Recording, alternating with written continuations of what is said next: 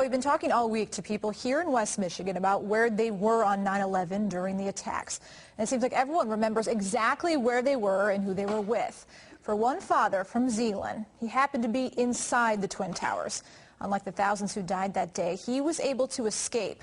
Tonight, 10 years later, he shares his story of survival, so people don't forget. One thing that I'm always asked is, do I think about September 11 since then?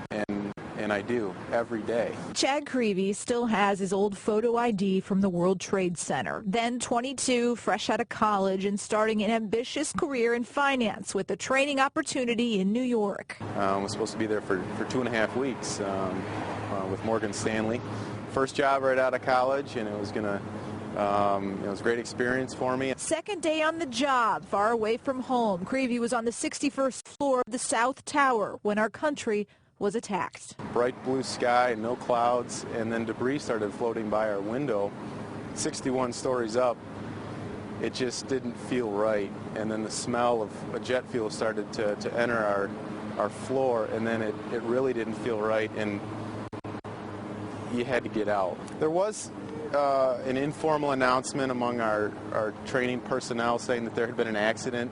It was just who could get out the fastest, get towards the stairwell. Creevy and his classmates made it to the 44th floor, jammed with people. He says they were waiting for an elevator when the second plane hit. And the building completely rocked, and it felt like, enough to where people actually fell down and started to lose their balance. There were no windows. You couldn't see out. You didn't know what was happening. And then when we got hit, the lights went out. Thick smoke started to pour in. It seemed like a movie. It seemed like I shouldn't be there. I was too high up. The smells were not normal. Burnt hair and flesh mixed with jet fuel. Chaos and panic followed. People around me were swearing and cussing and pushing. It was the full gamut of emotion. In an instant, I was so shaken within just a couple seconds.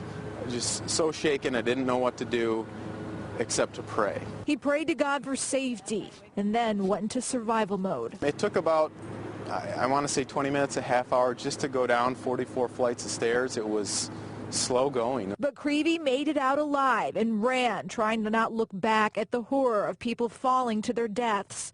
He eventually took shelter at a furniture store, later finding out the towers had fallen. Back in West Michigan, the young father returned home and shared his story of survival.